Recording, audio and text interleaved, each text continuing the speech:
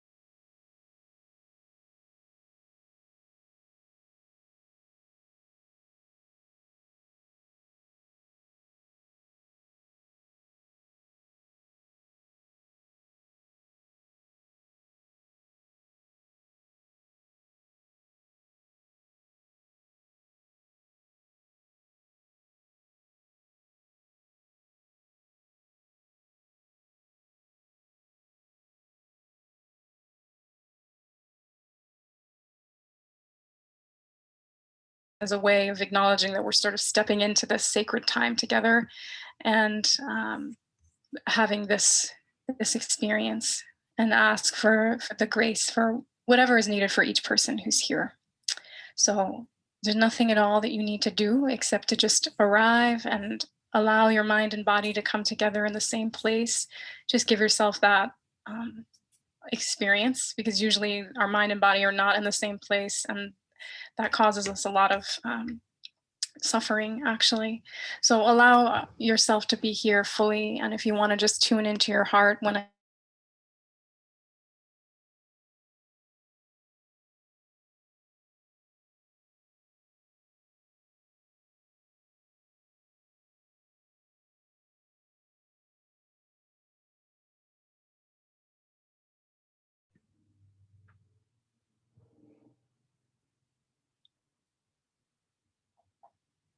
so funny. Oh, I put the reverb on. It's just so funny sometimes, even though I've been doing these live sessions for a while, and I love doing them, there's also this just the vulnerability of like being in my house and I can't see you and you can see me. I'm just drinking my tea and you're watching, and it's just, yeah, it's a good practice, and just surrender and just letting everything be what it is.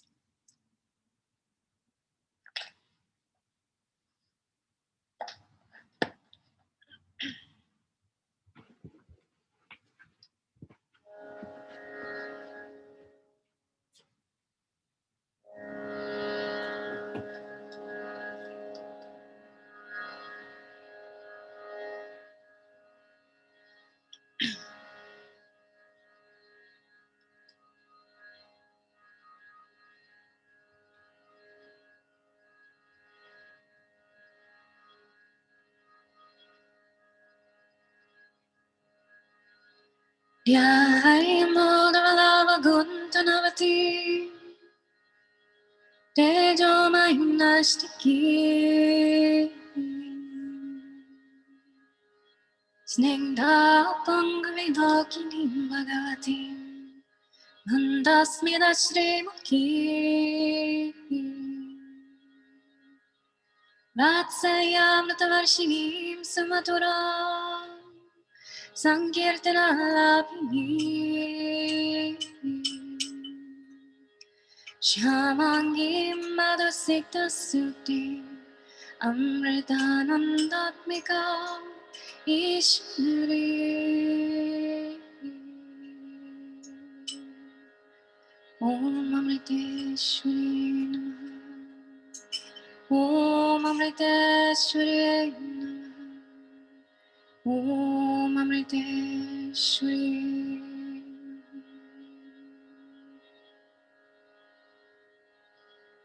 Nanta samsara samvagratara Nakaitaviyam Guru Bhakti Davyam Vairagya Samranjata Pujanabhyam Namo Shri Guru Padukabhyam Namo Shri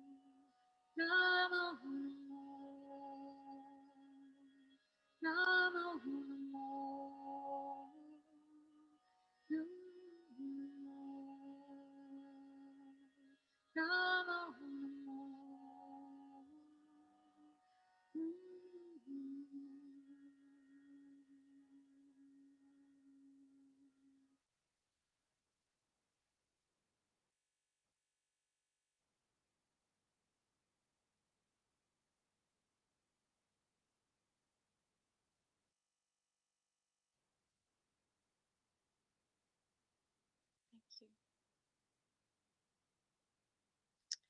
So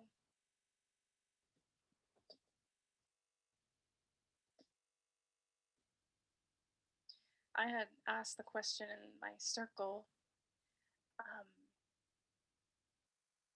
where did I learn kirtan from? That's a huge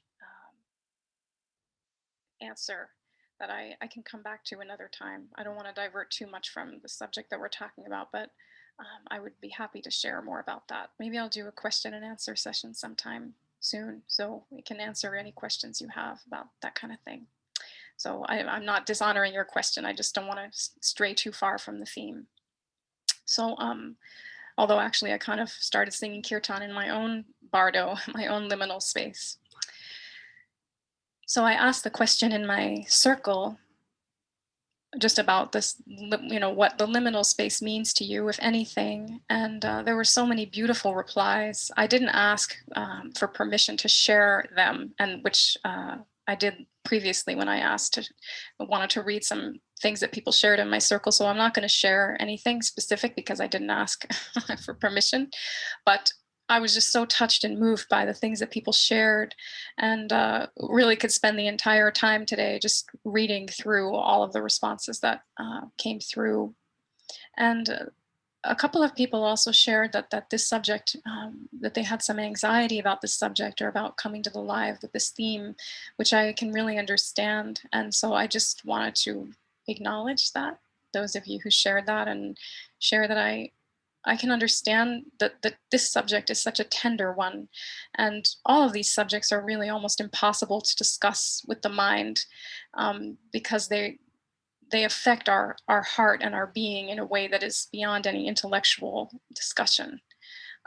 So hopefully, in this time, we can bring this theme, bring a quality of the heart to it, not trying to figure anything out. I certainly don't have any answers. I just am interested in the subject, and bringing my questions to you, my inquiry, and my heart and my experience. And you're bringing that as well, even though we're not having a full conversation.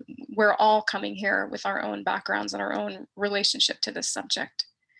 Um, and I certainly am no stranger to anxiety. Every time I do one of these lives, I'm like, oh my gosh, why did you choose that subject, crazy girl?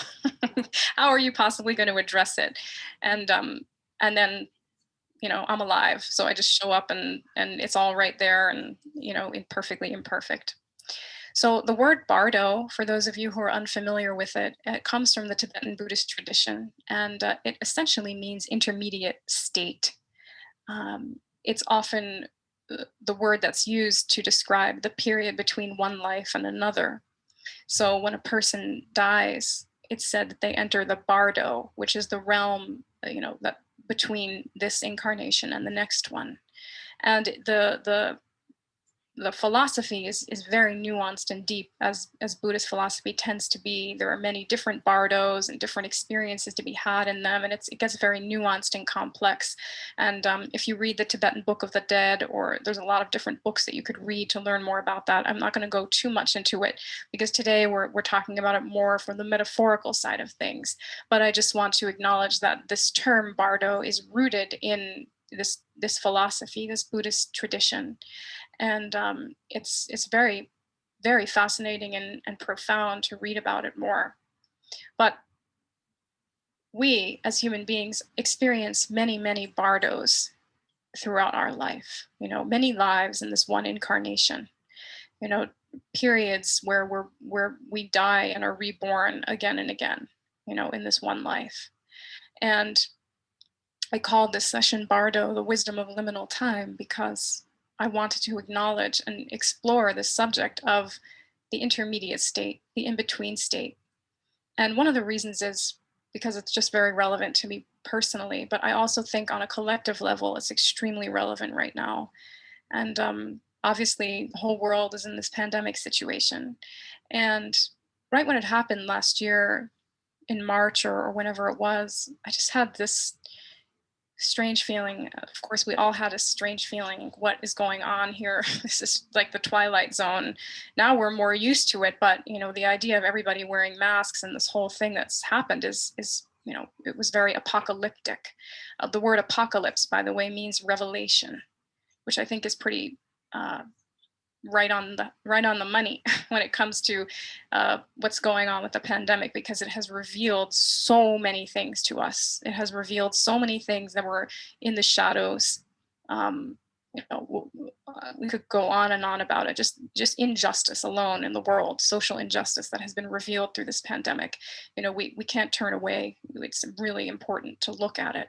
So when the pandemic happened, I just had this feeling that the entire world was on a boat and we left the port and we're basically sailing to some unknown place, and we're basically between continents out on the ocean.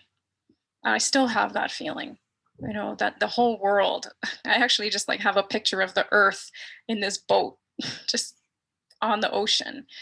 And it's a pretty powerful image for me personally to just have that sense that the old world is no more. We've left the old world behind and we're moving to a new world which has not fully come into formation yet. We don't know what it's going to be.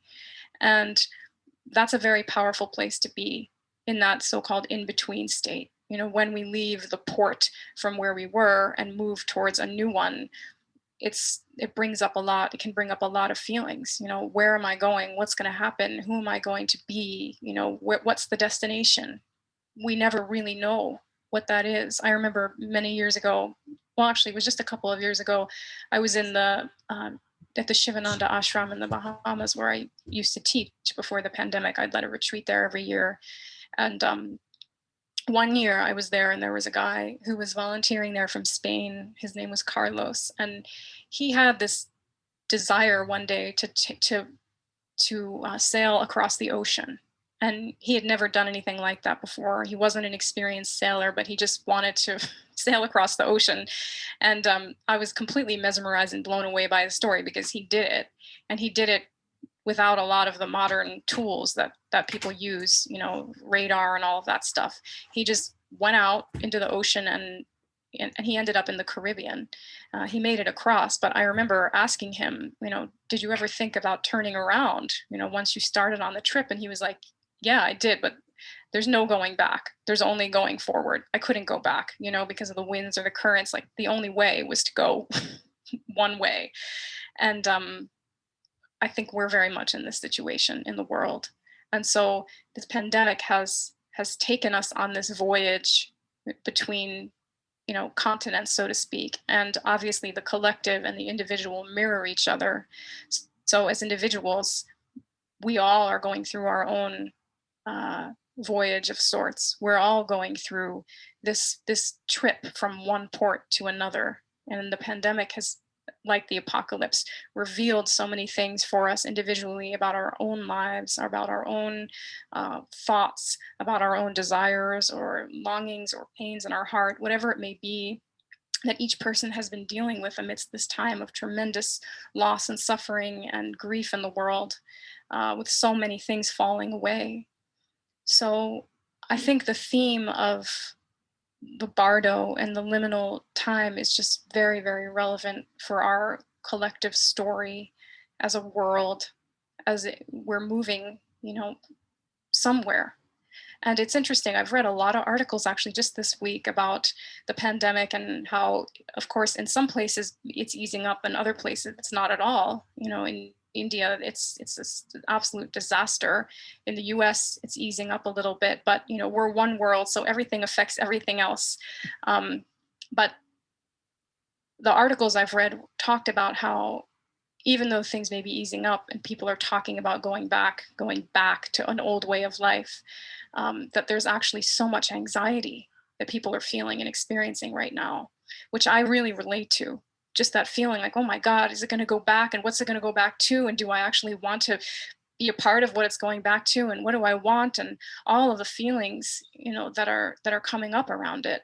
And I've also read a lot of articles and given a lot of thought to the idea and the truth that there's just a tremendous amount of trauma and PTSD going on, in our whole world. We've all been kind of in survival mode, and often when you're in survival mode, you're kind of just like contracted, trying to survive, trying to get through. And it's only when things maybe ease up or open up a little bit that you start to feel the effect that that's had on your being. It's like when you're trying to make a deadline and you just work and work and work all day for days or weeks or months. You have the adrenaline to do it, but then once you finish, there's often like a collapse, just an exhaustion or a grief or whatever. You start to feel whatever you pushed away that you weren't able to. And so as things start to shift in the energy, then it's happening within us as well. The things that we've all been kind of clenching can start to open up, and all of those questions are in our face, really.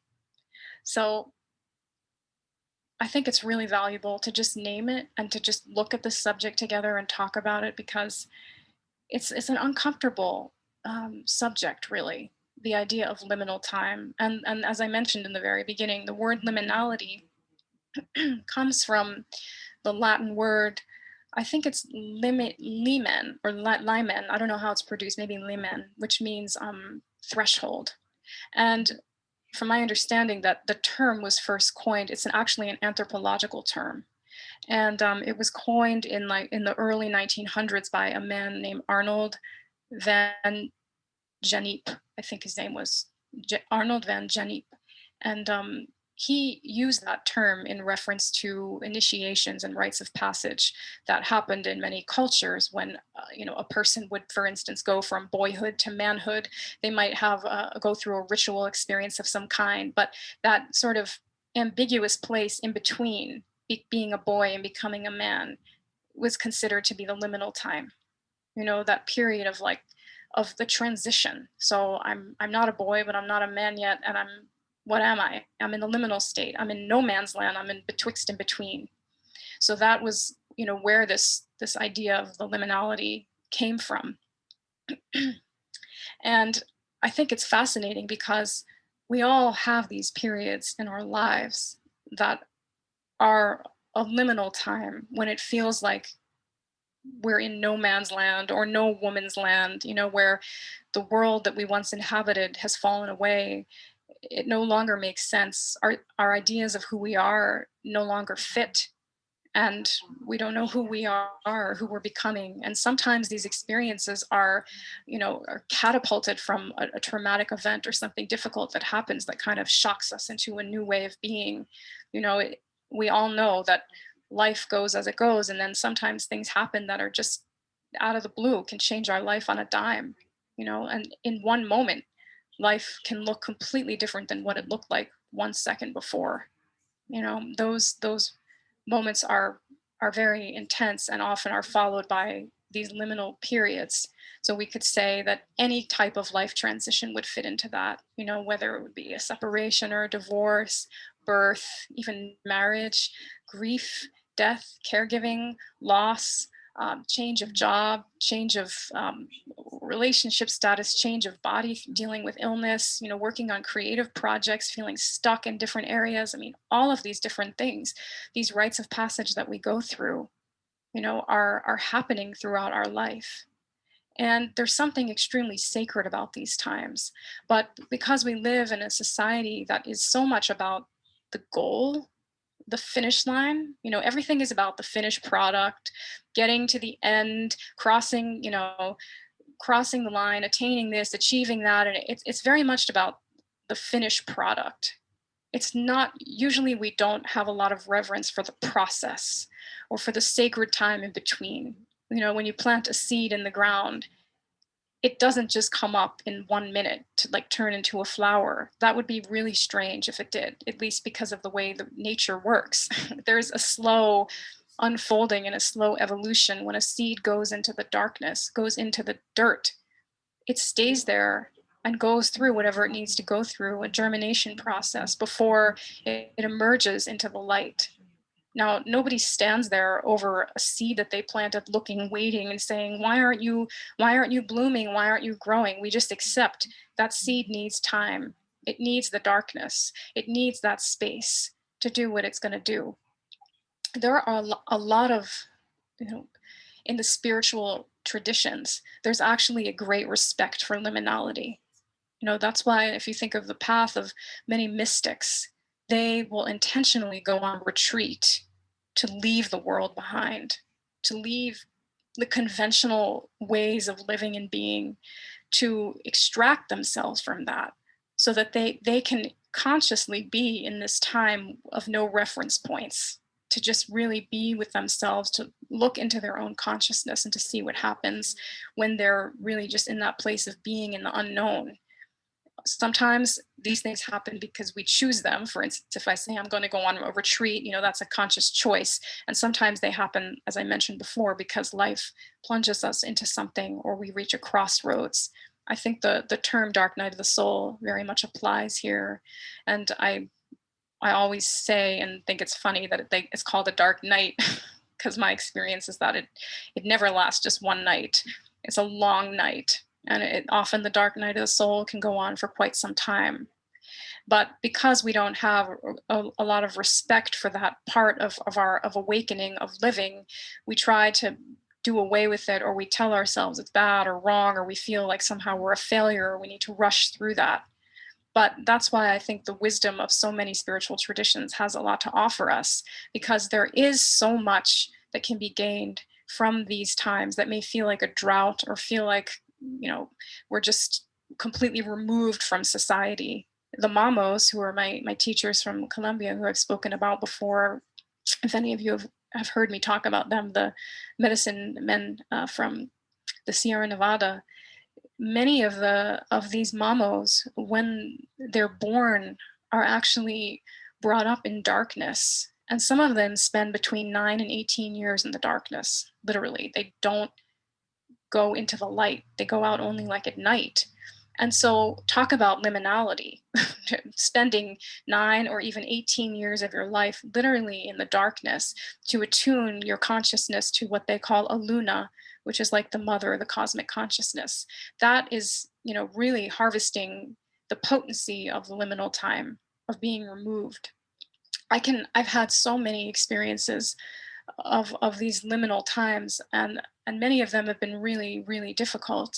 And I'm sure that we can all relate to that. I know a lot of you know the story of how I found this music and that it was born out of a really difficult time. And it's easy to talk about that, or it's easy to share the story, and it sort of sounds romantic, like, oh wow, you went through this hard thing and you were really ill and depressed, and then this music came, and oh, that's so great. And it's nice to talk about it in retrospect, you know, but in the midst of it, it was a searing experience, and I couldn't see anything.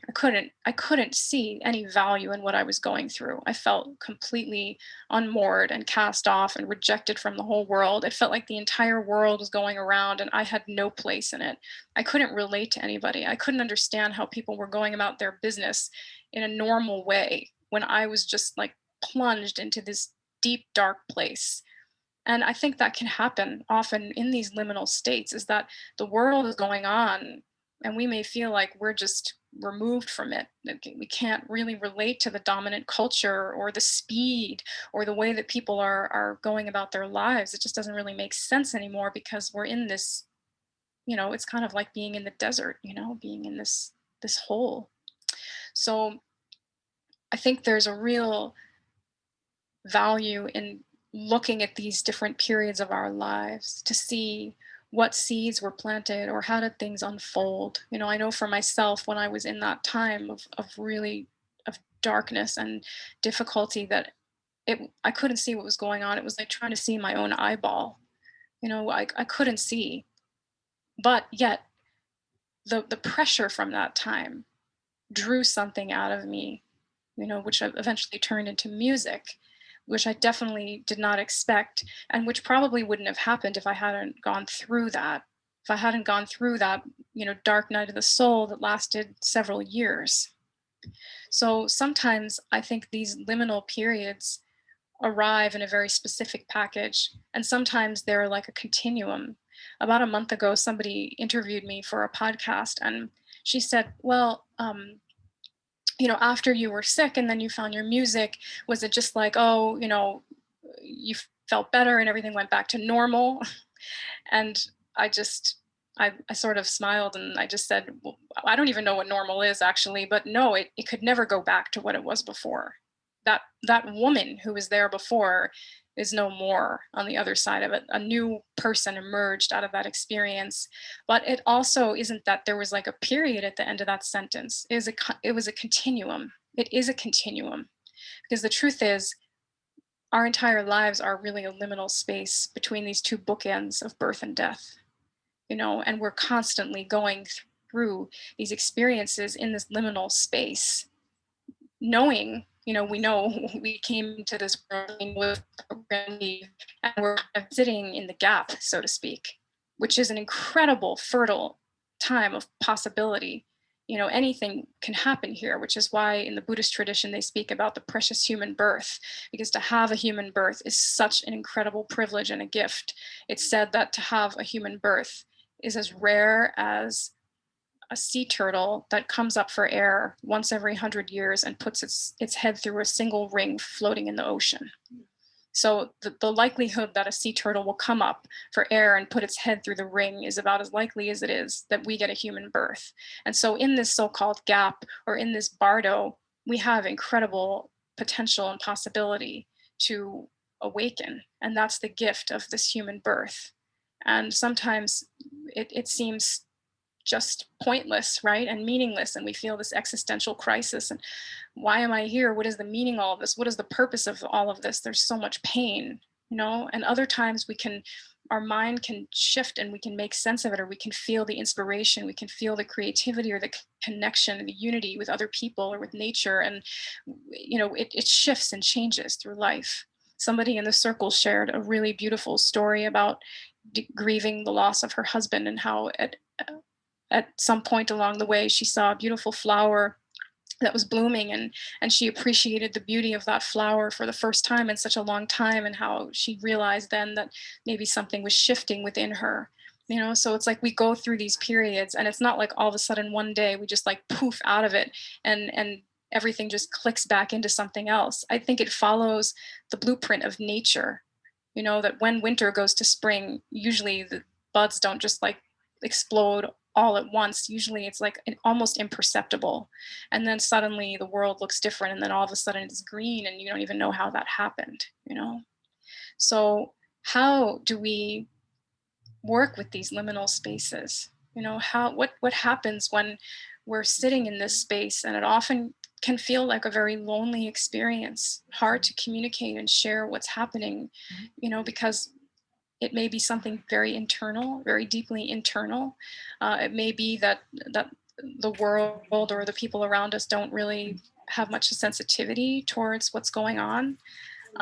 If you just think about the way that grief is handled in this culture, it's a perfect example of how the liminal time is not really that respected, because people often just think, well, it's over, you can be upset for a day or two, but then let's move on, let's get it together, come on, whatever, that kind of thing. Oh, you're still upset about that? And so if we really had a value on a liminal time, we would realize that like this is a sacred process that needs to happen for as long as it needs to happen, for the own intelligence of our being to process and metabolize certain experiences. And it can't be rushed, it can't be forced, it shouldn't be judged in any way with our mind, because this is just the nature of our human life, that these things happen, that we need to go through these processes. So I think that finding the beauty in the Bardo, finding the potentiality and creating a space of sacredness to it is really, really important. And it's not at all easy to do when we're in the midst of it.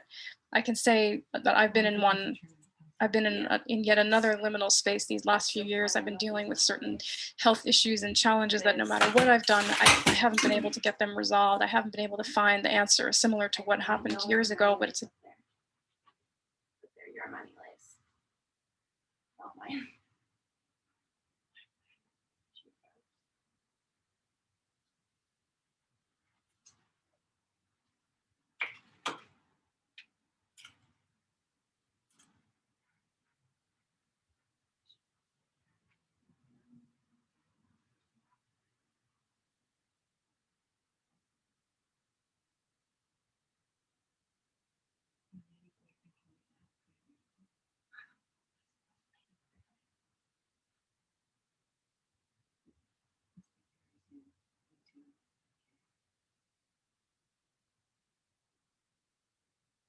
Not just that one. And you need to give that to me, didn't you? Yeah, she made it for you. For you. Oh, you're not gonna give it. I'm not gonna give it, but I'm just saying. So I'm only like. To hear what's on it. Look at it. That was for my high school graduation. Because you took that one, right? You just have to stand on here and see it's all dusty.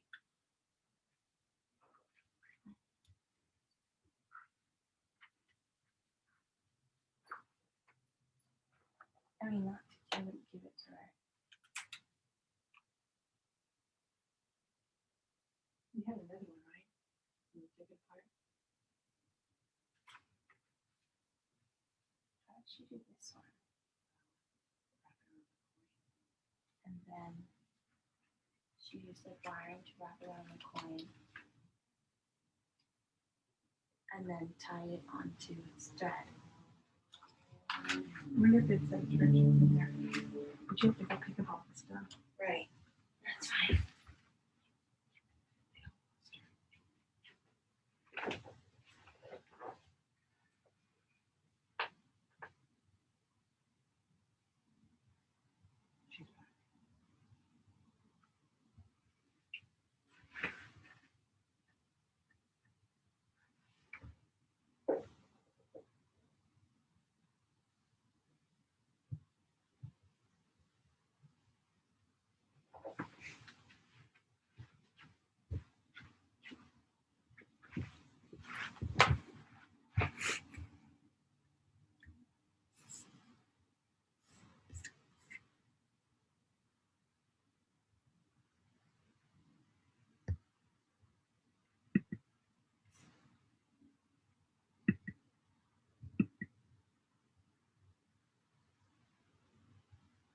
Anybody? Oh gosh, I have no idea if you're hearing me properly, but I'm gonna just keep going. Let's see. You're frozen. Maybe I should try this again.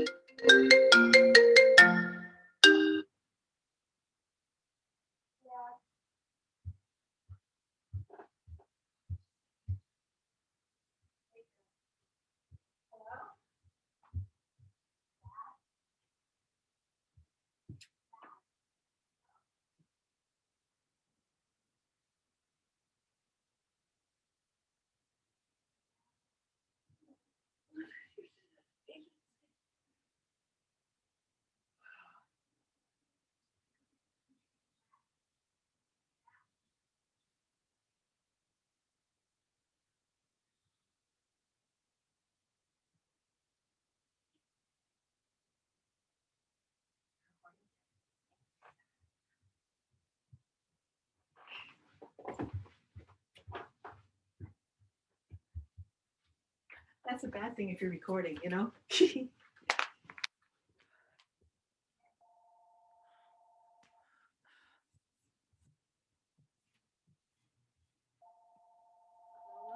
Yeah, I think so.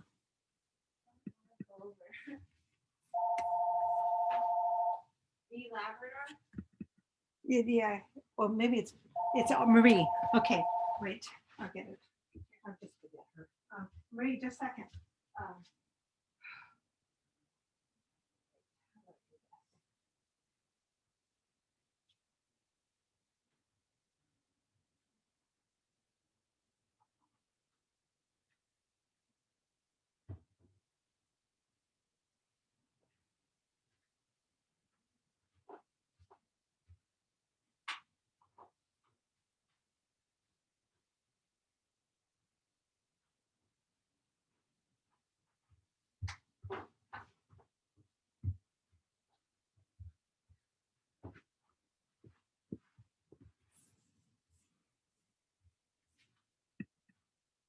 Died. I saw your comment where you said, "I'm so ready to be out of this sacred space."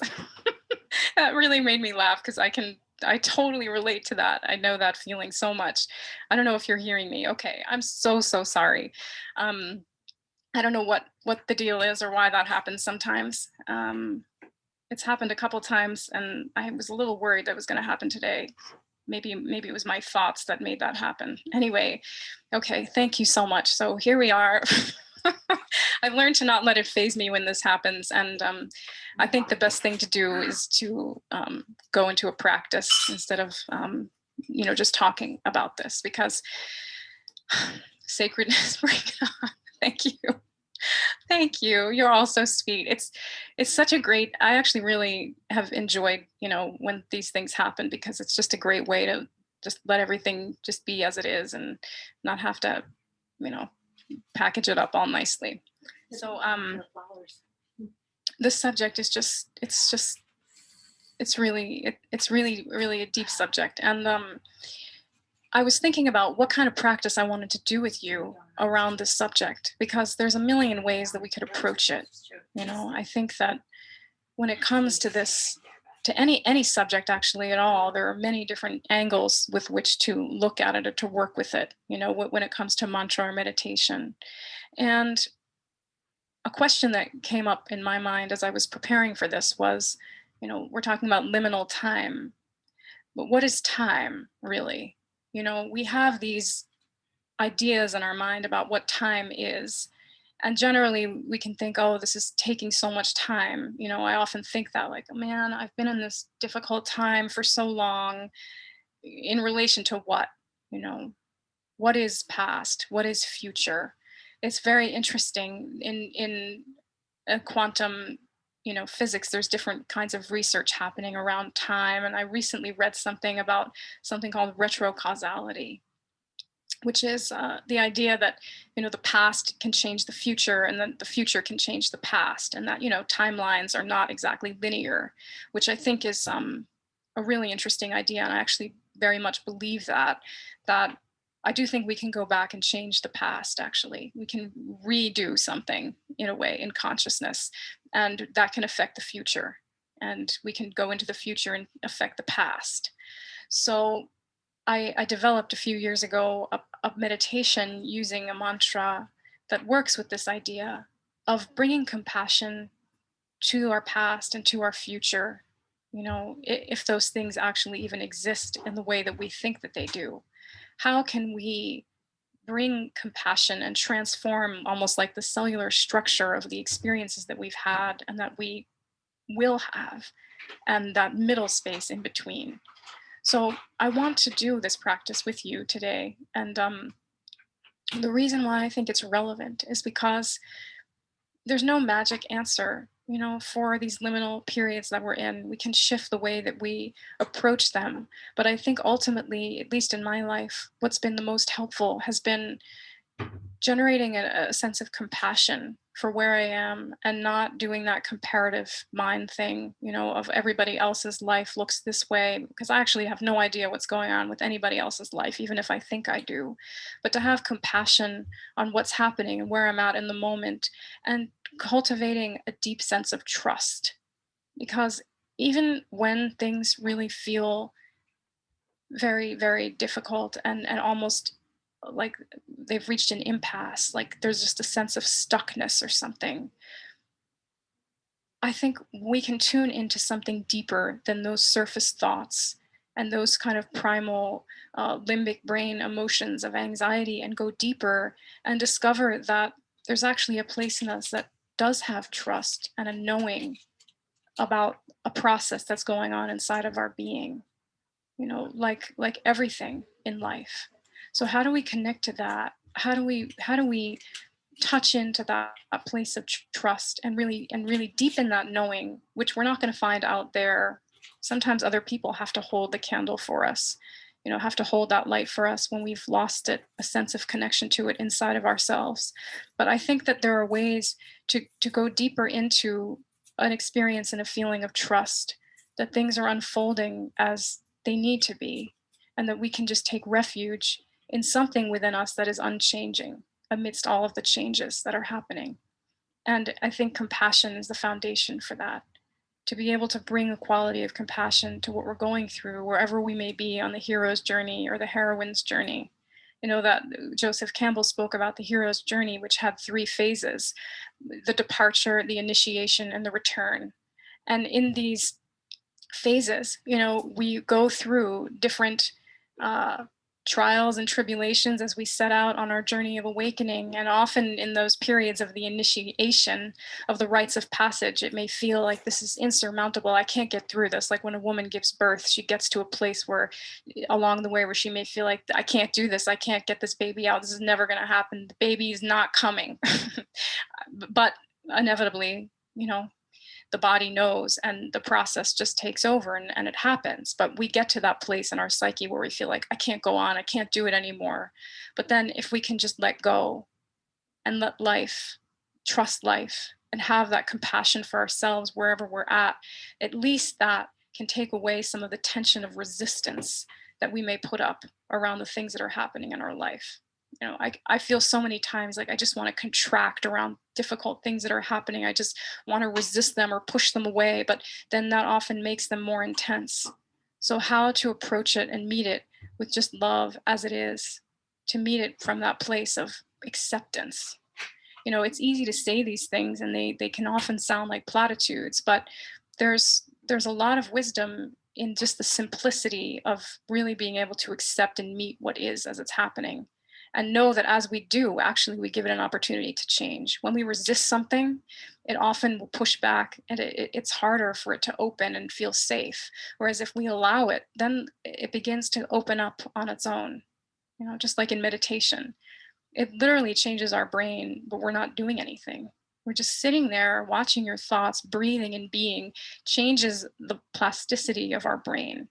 It's pretty profound, and it says a lot, which is that sometimes it's not necessary to push and force and try to make something happen, try to improve ourselves, try to manifest an experience, try to change something, but to actually just be with it.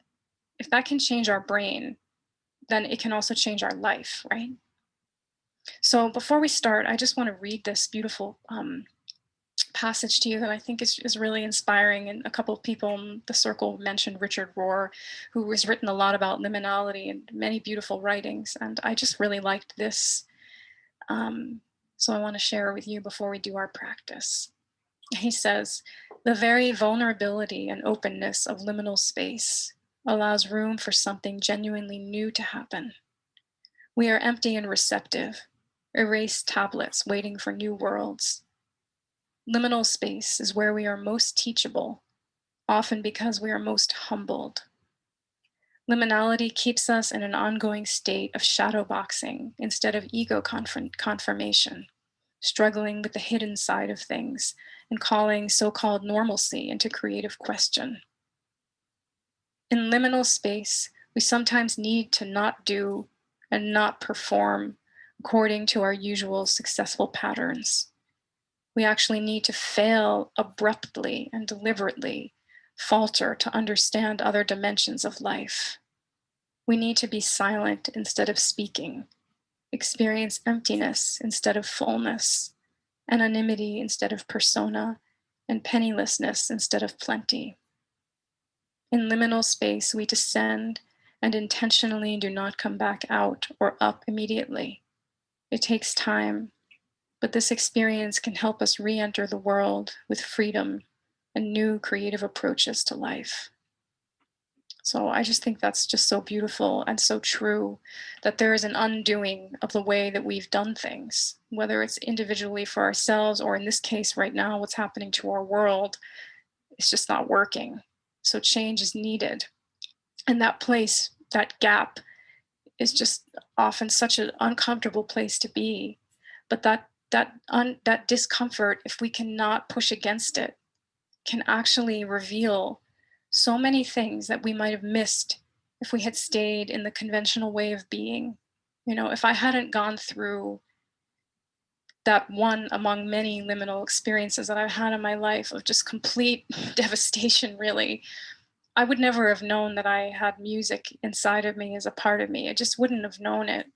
And so as I look back, of course, I feel a lot of deep gratitude for that experience and for that time. And I think many people, when we reflect back on difficult times of our life, we may feel gratitude for what gifts were bestowed upon us in that darkness of the womb, you know, like the mamos.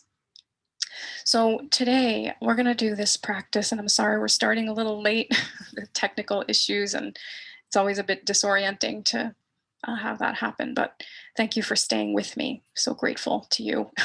So, okay, compassion. I don't really know what to say about compassion except that it is such a transformative force.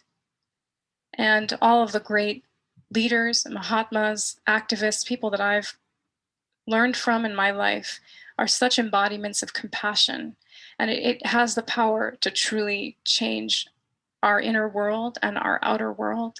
And so I think it's really essential, wherever you may be in your life, whether you consider yourself to be in a liminal space or not, to bring compassion to what's happening inside of you and in your existence. And if we can open up the so-called timelines and go back in time to whatever came before this moment and just send it compassion and send it love, and go forward in time and send love and light to whatever is coming ahead. There's something very beautiful in that process. It is, in a sense, a ritual. It is a rite of passage. And I think the liminal time is so much a rite of passage. It is an initiation, an initiatory experience into a new way of being with ourselves, maybe a reclamation of things that we may have suppressed or pushed away about ourselves. That these liminal times really ask us to look at that and to reclaim something that was lost, to find our voice again, to find our truth again, to let go of ways of living that maybe we knew were inauthentic, but we didn't know how to make the change. So we all have that capacity to recreate our life.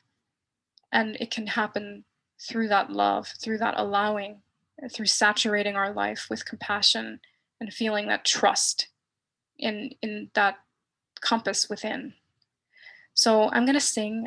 The mantra of this practice is Om Mani Padme Hum, which I'm sure some of you know. Om Mani Padme Hum is the mantra of compassion. It's the mantra for Avalokiteshvara.